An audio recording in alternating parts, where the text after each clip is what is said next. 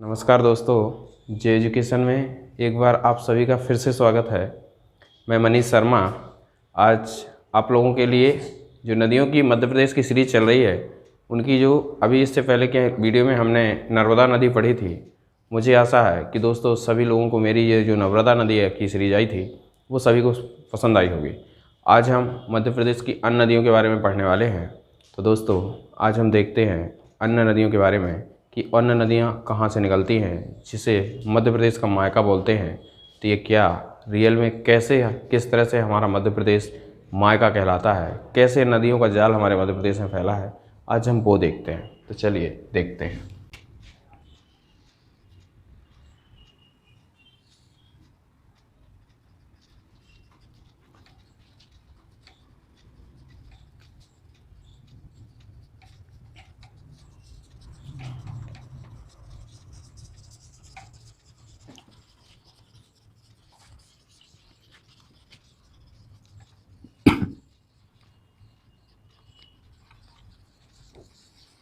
चलिए दोस्तों, ये आया आपके सामने मध्य प्रदेश का मैप। इसमें हम देखेंगे नदियाँ। आज हम देखने वाले हैं चंबल नदी के बारे में। ठीक है, तो देखते हैं चंबल नदी को। तो दोस्तों आप जानते हैं कि मध्य प्रदेश की औद्योगिक नगरी कौन कहलाती है? इंदौर। कौन कहलाती है? इंदौर। इंदौर में एक तहसील है जिसका नाम है महू। क्या नाम है इसका? महू। महू में पहाड़ी फैली है।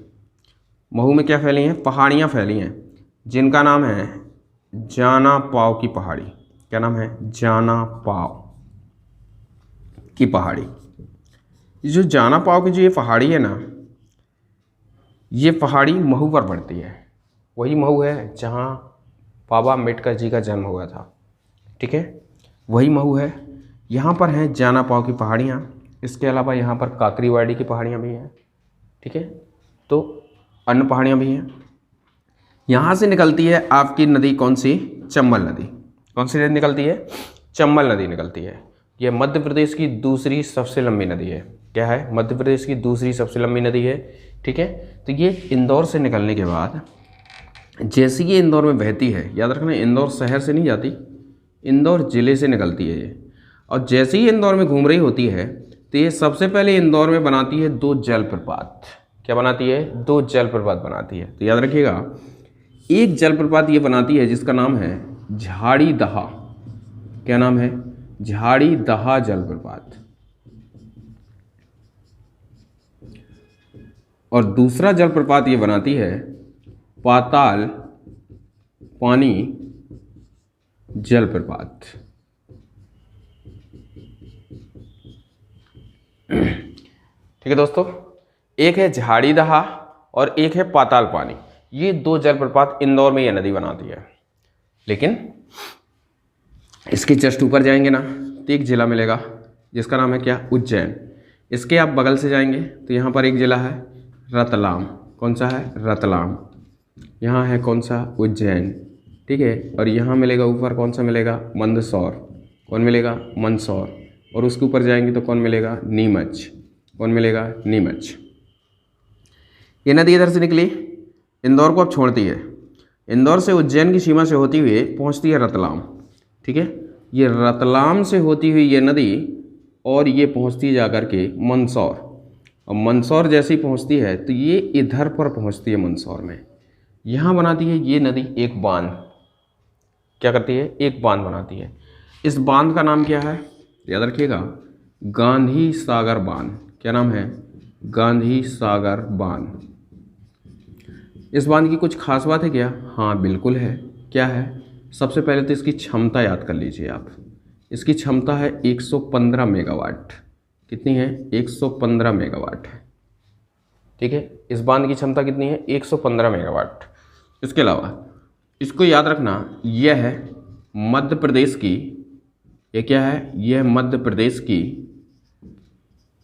पहली जल विद्युत परियोजना है। क्या है? जल विद्युत परियोजना है। ठीक है, अगर पहली है तो याद रखना ये कब बनी थी? तो 1960 में ये परियोजना बनी थी। कब बनी थी ये? 1960 में ये परियोजना का निर्माण हुआ था। इसके अलावा आपसे पूछा जाएगा, तो याद रखना ये जो परियोजना है ना, ये मध्य प्रदेश प्लस राजस्थान की संयुक्त परियोजना है। क्या? ये मध्य प्रदेश और राजस्थान की संयुक्त परियोजना है और इसमें लगभग 50-50% का पार्टनरशिप दोनों का रखा गया है। तो इतने पॉइंट याद रखना गांधी सागर बांध से। गांधी सागर बांध कहाँ है? चंबल नदी पर है। किस जिले में बना है? मंदसौर में है। क्षमता इसकी कितनी है? 115 मेगावाट है। ये मध्य प्रदेश की पहली जल विद्युत परियोजना है। ठीक है, कौन सी है? गांधी सागर। इसके अलावा इस बांध पर ये जो क्षमता है बिजली पर, इसमें पार्टनरशिप 2 राज्यों की है। किसकी किसकी है? मध्य प्रदेश और राजस्थान की है। कितनी कितनी है? 50-50% है। इसके बाद ये नदी आगे बढ़ती है और जैसे ही आगे बढ़ती है तो ये पहुंचती है कोटा जिले में।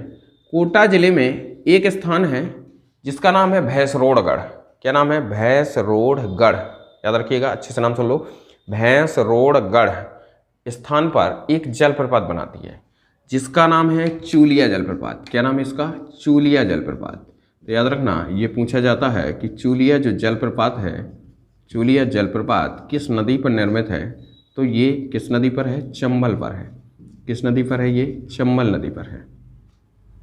ठीक है, ये चूलिया जलप्रपात कहाँ है? चंबल नदी पर, कोटा राजस्थान के भैंसरोडगढ़ नामक स्थान पर ये स्थित है। इसके बाद कोटा में ही ये नदी आगे बढ़ी, कोटा जिले में ही ये बनाती है एक परियोजना। अब इस परियोजना का क्या नाम है? तो याद रखना इसका नाम है जवाहर सागर परियोजना। क्या नाम है? जवाहर सागर परियोजना। ये जो परियोजना है इसकी जो क्षमता है तो याद रखना 99 मेगावाट है। क्या नाम है? कितनी है क्षमता? 99 मेगावाट इस बांध की क्षमता है। ठीक है, और याद रखना इस परियोजना का जो अन्य नाम है, इसे अन्य किस नाम से जानते हैं? तो याद रखना इसे बोलते हैं कोटा बैराज। क्या बोलते हैं इसे? कोटा बैराज परियोजना बोलते हैं। और अगर इसमें पार्टनरशिप की बात करें तो इसमें भी मध्य प्रदेश और राजस्थान की संयुक्त परियोजना है। किसकी किसकी है? मध्य प्रदेश और राजस्थान की इसमें भी क्या है? संयुक्त परियोजना है। तो ये है दूसरा बांध। अब नदी राजस्थान में घूम रही है, याद रखना।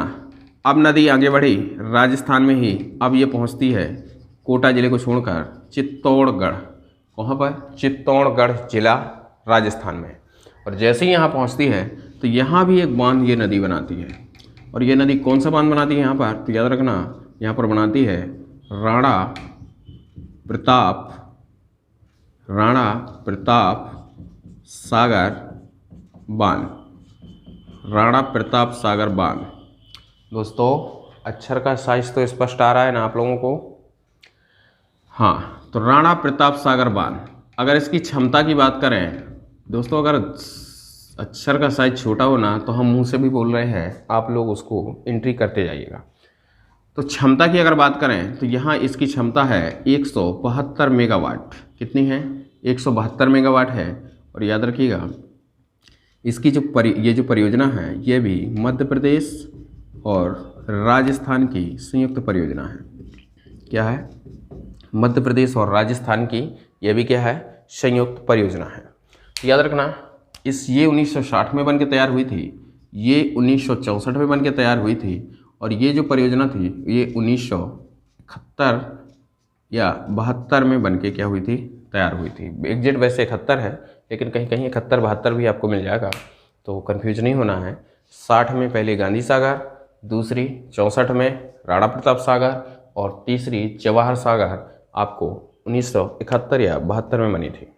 याद रखना इसमें मुख्य 3 परियोजनाएं हैं, और तीनों परियोजनाएं याद रखने के लिए आप लोग याद रखना एक सूत्र या ट्रिक्स कह सकते हैं इसे, गाजर शब्द याद रखना।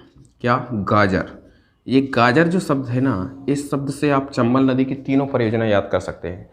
गा से होता है गांधी सागर, जो ये बांध बना है। जा से होता है जवाहर सागर, जो ये बांध बना है। और रा से होता है राणा प्रताप सागर, जो ये बांध बना है। तो ये गाजर शब्द से चंबल नदी की तीनों परियोजनाएं आपको आ जाएंगी। ठीक है, अब देखते हैं आगे। अब चंबल नदी का क्या हाल है? अब जैसे ही आगे चलती है नदी, तब एक बार फिर से ये एमपी में प्रवेश करती है। अब जैसे ही ये एमपी में प्रवेश करती है तो एमपी में इसे मिलते हैं फिर से जिले। कौन से जिले वो मिलेगी? ये कौन से जिलों में प्रवेश करेगी? तो याद रखिएगा इसे यहाँ मिलता है श्योपुर, यहाँ मिलता है मुरैना और यहाँ मिलता है भिंड। कौन कौन है? ये श्योपुर जिला है मध्य प्रदेश का, यहाँ मुरैना जिला है और यहाँ पर भिंड है। ये तीनों के तीनों जिलों से ये नदी बहती हुई चलती है। ठीक है, तो याद रखना, जब ये मुरैना में घूम रही होती है नदी, यानी मुरैना से जब गुजरती है, तो यहाँ पर बनी हुई है चंबल घड़ियाल परियोजना। क्या बनी है? चंबल घड़ियाल परियोजना। और याद रखना, मध्य प्रदेश की 3 नदियों में घड़ियाल परियोजना चलाई जा रही है, एक चंबल, एक केन और एक सोन नदी। तो इनमें से जो ये चंबल घड़ियाल परियोजना है, तो यहाँ पर घड़ियाल के साथ साथ मगरमच्छ का संरक्षण किया जा रहा है। सभी जगह घड़ियाल के साथ मगरमच्छ का संरक्षण किया जा रहा है, लेकिन एक चीज़ याद रखना, यह एकमात्र ऐसी घड़ियाल परियोजना है जहाँ घड़ियाल के साथ साथ में डॉल्फिन का भी संरक्षण किया जा रहा है। याद रखिएगा, ये महत्वपूर्ण पॉइंट है, पूछा जाता है एग्जाम में कि ऐसी कौन सी परियोजना है, ये घड़ियाल परियोजना है जहाँ पर साथ में डॉल्फिन का भी संरक्षण किया जा रहा है, तो वो है चंबल घड़ियाल परियोजना, जो मुरैना जिले में स्थित है। इसके अलावा यह नदी बड़े बड़े गहरे खड्डों का निर्माण करती है, सबसे ज़्यादा मुरैना जिले में करती है, और यह मृदा अपरदन के लिए जिम्मेदार है। इस क्षेत्र में बहुत ज़्यादा मिट्टी का कटाव हो रहा है, जिसका कारण क्या है? यहाँ पर जलोढ़ मृदा पाई जाती है।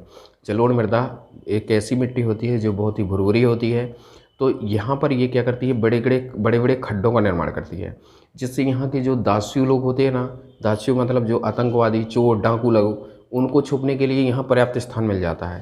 तो ये नदी क्या करती है? आतंकवादी जो होते हैं ना, उन लोगों को छुपने का सहारा देती है, इसलिए इसे आतंकी नदी कहा जाता है। क्या बोलते हैं इसे? मध्य प्रदेश की आतंकी नदी कहा जाता है। ठीक है, इतना काम करने के बाद ये नदी अब मध्य प्रदेश को छोड़ देती है। अब ये भिंड से होती हुई नदी अब निकलती है उत्तर प्रदेश, क्योंकि यहाँ से राजस्थान की सीमा खत्म हो जाती है। ऊपर से आ रही होती है कौन सी? यमुना नदी। कौन सी? यमुना नदी।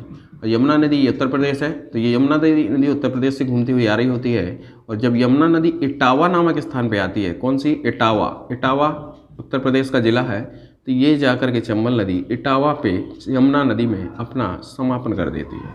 क्या कर देती है? समापन कर देती है। ठीक है, इस तरह से चंबल किसकी बन जाती है? सहायक। यमुना नदी की सहायक नदी बन जाती है।